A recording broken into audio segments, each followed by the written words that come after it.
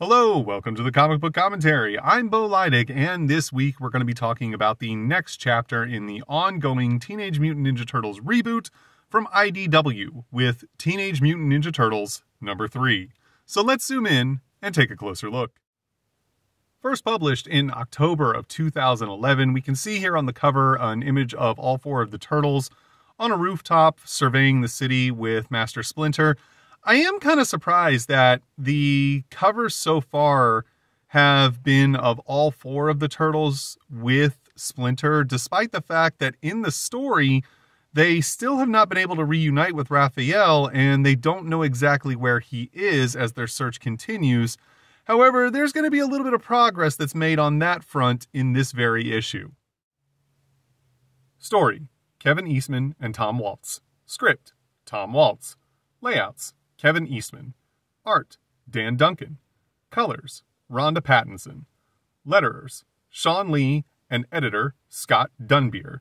Associate editor Bobby Curnow, I believe is how you say that. If it's not, I apologize.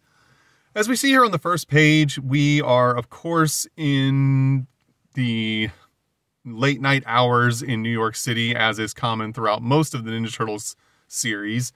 We're in an alleyway where a fight is already taking place as we see a thug being knocked down onto the ground against a wall, dropping a purse, as he's being told to stay down by someone off page, and that if he gets back up, he's going to regret it. Of course, the person off page was none other than Casey Jones, now donning his trademark hockey mask, and also wielding a baseball bat, as he and Raphael, who, by the way, Raph still doesn't know who he is and is only become friends with Casey as of recently, and, is still kind of lost in terms of knowing his own origin. For more on that story, if you haven't watched my first two videos on this series, I suggest you do before watching this one, because otherwise you're going to be kind of lost as to where some of these backstory points are coming from. They're standing over the crook they just knocked down. Casey threatens to really, give him what for if he continues on his ways, and then tells Raph to grab the purse. Raph is kind of a little confused, and he's like, hey man, no, I mean it, grab the purse. He's like, oh yeah, sure. We see Raphael pick up the purse as the thug is still kind of cowering, asking for them to give him mercy, and being chastised by Casey for harassing an old lady and trying to steal her purse. As the two of them turn their backs and the thug runs off, Casey says to Raph, all right, let's go give the purse back to the old lady. This is the best part of the whole thing. Upon finding the woman again, Casey and Raph approach her. Raph states that she can now have her purse back, and they expect to find her very happy to have her belongings given back to her. However, when she is confronted by a man wearing a hockey mask and wielding a baseball bat, along with his friend, who is a 5.5-foot tall turtle man wearing a trench coat, she understandably completely freaks out and runs away screaming for help. To their credit, Casey and Raph do kind of understand that perhaps they could have approached her in a less threatening manner, and decide that they're going to go a few blocks down and turn the purse into a local police precinct. As they're walking to said precinct, Raph asks Casey why it is that he lets his father abuse him in such a way when Casey's, pretty capable in a fight and is seemingly more than a match for his alcoholic father. But Casey explains that because a year and a half ago, his mother died from cancer, and that she had been sick for a really long time before she died, and that's what basically drove his father to lose himself in alcoholism, as he couldn't deal with the pain of watching his wife die in front of him. And that right before his mom died, she asked that Casey never fight with his father, and that he instead take care of him. Casey made a promise to his dying mother, and unfortunately his father, after his wife died, was never able to get back out of his deep state of depression and dependency on alcohol, and just became more and more of an abusive, demeaning figure. Casey said that, the old man doesn't really need him to take care of him, but he did make the point of keeping his promise to his mother and never actually directly fighting with his father. So now he just kind of does his best to stay away from his dad for as much as he can to, prevent these types of events from happening. Raph then asks about Casey's hockey mask and why he wears it, and Casey explains that he was actually kind of a hardcore jock in high school, to the point where he actually got a full-ride scholarship to go to NY Tech and play hockey for them. Unfortunately, for as much of an ability as he has athletically, he doesn't have a lot of those same abilities when it comes to his studies, and he's currently on academic probation, which is really bad for him because if he loses the scholarship money, he'll have no way to pay rent or buy food for him and his father. But he says that despite being benched off the team, it doesn't stop him from going out and, keeping his skills sharp by beating up thugs. And he tells Raph that they need to go out and keep going after some more criminals so that he can show Raph why he still holds the state record for most penalty minutes. However, as they're walking off into the night, they're observed by two nefarious characters who we find out are working for Old Hob, who is also looking for Raph, the same as his brothers and Master Splinter, who were now teleported to the sewers to see what they're up to.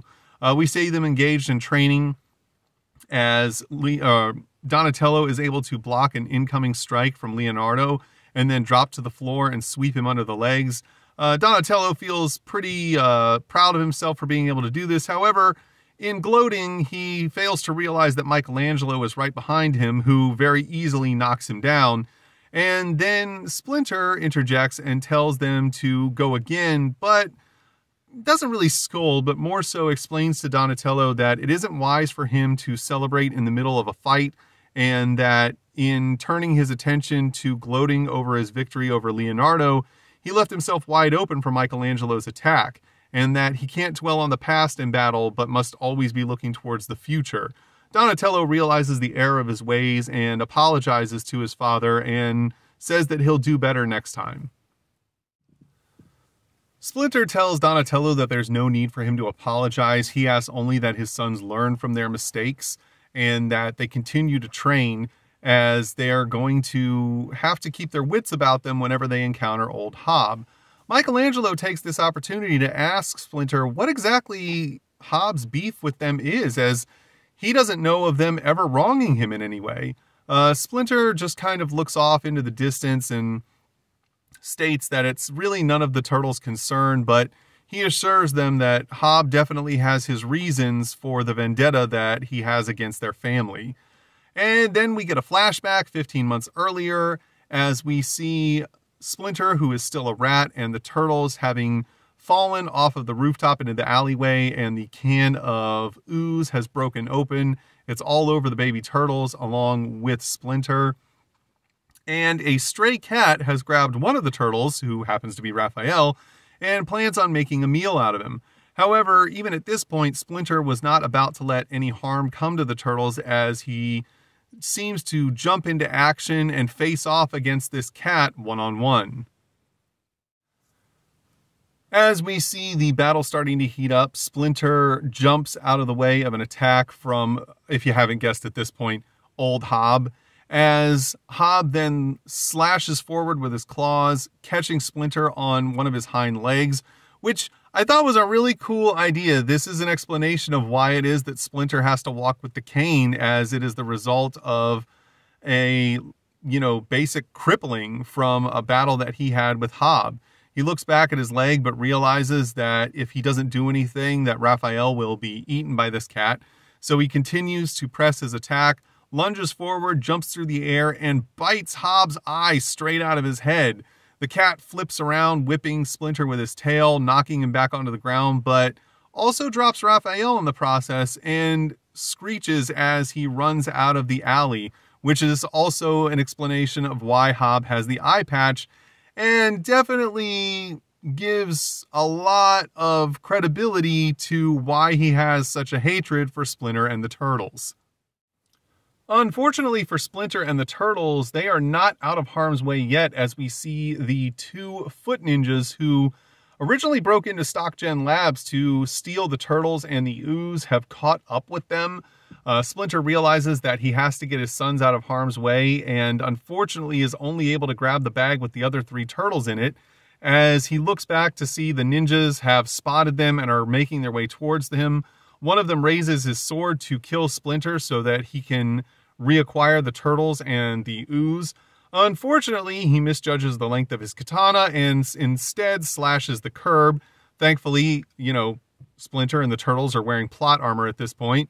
They all fall down into the sewers, and as one of the Foot Clan members tries to reach down and grab them, he's not fast enough. They all fall to the bottom of the sewers and are surprisingly not dead, but still kind of injured, as we see that Splinter looks up, sees his sons lying on their back, but then collapses unconscious on the floor of the sewer. And then later on, we see in this darkness a small pair of eye slits start to open. As we see Splinter look at his new hands and speak out loud what, and then realizing that he has the capability of speech, he wonders what on earth happened as he hears someone off page, or out of panel I should say, repeat the word happened, and then he turns around saying who, to realize that the turtles are in fact right behind him as they repeat his word, turtles. This implies that at this point the turtles do not understand speech the same way that Splinter does, nor were they as cognitively developed as he was, which makes sense. They were all baby turtles, and on top of that, given the fact that they are actual just turtles, which don't have the most developed of brains, considering that they're reptiles, it is understandable that they wouldn't necessarily have the same level of intellect as Splinter being a mammal. And on top of that, rats are kind of clever, for rodents anyway. So I like that this is kind of a little interlude into the idea of, like, he had to, kind of teach them to speak and express themselves and then start their training as ninjas. Returning to present day, we see the turtles come up out of the sewer and begin their nightly patrol once again in search of Raphael. However, this is becoming a bone of contention amongst them as Michelangelo and Donatello are starting to express their doubts about whether or not they'll ever actually find their brother. Donatello making the remark that they're not even sure if Raph is even still alive. This, of course, angers Leonardo as he tells Donatello to not even say such things and that they're going to keep looking for their brother as long as their father tells them to.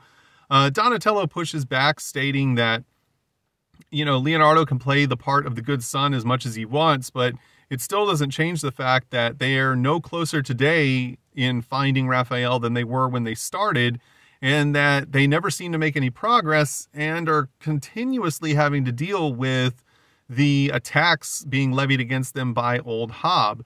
Michelangelo tries to play peacemaker and calm things down between the two of them. However, they seem to completely be, locked into the argument, as Leonardo even kind of snaps at Mikey, saying that, the fact that they're fighting with Hob is because they're protecting themselves, and it's not because they're acting as aggressors, and that they really just didn't have a choice in the matter when they beat him up a few nights ago. As the argument continues, Donatello states that it's imbecilic, that they're just trying to protect others in the city and aren't really, fighting back against Hob, and that, they should be able to go on the offensive. But Leonardo states that this is what Master wants, so that's good enough. But then Donatello asks him if it is good enough. He states that he respects and loves their father just as much as he does, but he believes that this is potentially just a quest they're on because of the guilt that Splinter feels for not being able to save one of his other sons. He then states that Raph may have actually been killed and they need to accept this fact. However, Leonardo tells him not to say that. Donatello responds by saying, should I not say it because it isn't true or because you just don't want to hear the truth? Leonardo returns by just being completely angered at this point and wanting to start a fight with his brother. However, Michelangelo steps in once again and breaks the two of them up, telling them that this isn't the way to deal with this problem. Donatello concedes and apologizes to Leo, stating that, he doesn't want to fight his brother and that he was in the wrong in arguing with him the way that he did. But he still believes that the way that they're going about this is never going to bring them any results and that they should maybe consider changing up their tactic. Leo seems a little bit more accepting of the possibility of this idea and asks what Donatello has in mind. Michelangelo joins the conversation, saying that, they've been taught by their father that they have to be able to adapt to changing situations, and that Donatello's probably right in the fact that something new may be what they need to find their brother, as we see the three of them leaping across the building tops as they go out tonight with a slightly different mission plan in their repertoire. Elsewhere in the city, we see that Casey and Raph have stopped to grab a couple of hot dogs as they're starting to get hungry from beating up thugs. Casey states that these are the best mystery meat dogs in the city and that Raph is going to love them. However, their meal is interrupted when two nefarious-looking guys run past them and push them out of the way, knocking the hot dogs out of their hands, muttering about trying to get away from the police. Casey states that, their dinner can wait because the only thing he likes more than hot dogs is beating up two-bit crooks. As the two of them take off after the other two in pursuit, as they run after them in a park, they come across a fence where the two are trying to get over. Casey wastes no time in cracking one of the thugs across the face as Raph grabs the other one by the coat and slings him through the air. They then state that the two punks who are trying to get away from the police owe them a new dinner. However, these punks weren't trying to get away from the police because this was a setup by some people who unfortunately do not have the best intentions when it comes to Casey and Raph as they turn around and see that they've been had. We then see that they've been confronted by none other than old Hob and his gang, as Hob simply states, "Remember me," as he looks upon the turtle that he has been chasing for some months now. And this is the last page of the story in this issue, as we see it's to be continued. Also, I'm not certain why this woman is wearing a bandolier around her waist, but is armed with a pipe. That doesn't make any sense. Here we get a image of what the cover, or one of the covers of issue number 4 is going to look like. Again, this issue had 5 covers. I think every issue of this series has 4 or 5 covers. And I understand why, they need to make money, and IDW is not a huge company, but at the same time, to expect people to, go after that many covers, or even for retailers to order enough to get all those covers, is asking a lot in a lot of in terms of, the amount of money people are willing to spend. Again, I get it. IDW doesn't have the endless budget that, Marvel and DC do, but I don't know. It just, for me, 2 to 3 covers seems like plenty, not, 5, 6, 7, what have you. We then move into the letter section. Most of these are just letters about the first issue, just showering praise on the team for what they've done, despite the fact that they made some changes to the origin story of the Turtles in Splinter. They felt that the changes actually worked really well. And in fact, one of the people who wrote in took a shot at DC, stating that, this reboot seems like it feels way more natural than that other company who had 52 simultaneous reboots, which is in reference to the New 52. And I don't know that I totally agree with that statement, but I do really love this book, and he might be onto something, and I thought that was a creative little dig. On the 3rd page of the letter section, we are treated to a few of the page layouts that were drawn by Kevin Eastman, which was pretty cool. Also, one of the letters got a response directly from Kevin Eastman himself, as the man who wrote in stated that as a child, he learned to read by, reading TMNT comics during the late 80s, as he was being raised by a single mother. And she would just go to thrift stores and whatnot, or comic book stores that were getting rid of some back issues, and try and go through their dollar books and stuff and give those to her son as he'd have something to do while she was at work. Eastman actually said that he grew up in a very similar situation, which is what led to his love of comic books and his desire to work in the industry, and felt that, he was proud that he could make something that would help someone else who was in a position very similar to his as a child, which I thought was a really cool little story. On the next page, we get an advertisement for IDW on Twitter, which is now IDW on X. So, yeah, follow him on X. On the final page of the book, we get an advertisement for the Wally Woods Stories Artist Edition. I don't know that I've ever seen this hardback anywhere. Again, I probably wasn't necessarily paying that close of attention to hardback art books, but it seems pretty cool. And if you happen to pick this up, let me know what you thought of it. I'd be very interested to know if it was worth the price. And on the reverse inside cover, we get an advertisement for Back to the Future 2 merchandise for the 2015 anniversary. We see the Mini-Mates, the flux capacitor, the replica hat that Marty wore in the second movie when they were in the future. We see the DeLorean time machine and the out-of-time license plate. And that was Teenage Mutant Ninja Turtles #3 from IDW. Overall, I thought this was a really good book. I really liked the showing of Raph and Casey's friendship growing. I really liked, too, the way that they explained the backstory of Casey's mom and why his father has become such a violent alcoholic. Not that that's an excuse to, beat up your kid or anything like that, but it's more of a intriguing tale than it would if he was just a generic drunken bad guy. It's nice that they tried to put a little more forethought into his character development. Also, I really liked the explanation of the backstory between old Hob and Splinter and the Turtles and why it is that they're so at odds with one another. I also thought it was really cool that they showed that Hob was the one who crippled Splinter and gave him the injury to his leg. As far as I know, this might be the first Turtles story that ever gave a backstory explanation as to why Splinter walked with a limp and had the cane. I think prior to this, it was always just kind of insinuated it was because he was an older man. Whereas in this, it's shown that, he's not necessarily that old. It's just that, he was wounded in a very horrific manner. And I thought that was a really cool story point to add into this. I could be wrong. I'm trying to remember. There's a lot of Turtles lore that happened throughout the 80s, 90s, and early 2000s. So if I'm missing something, let me know in the comments. I do apologize if I'm wrong. But like I said, overall, I thought this was a great book. I loved the stuff that they were doing with the story. And I really do think that this was a fantastic way to keep things going. But these are just my opinions. Your opinions may differ, and maybe you don't like this book at all, but that's okay, because everyone's entitled to their own opinions.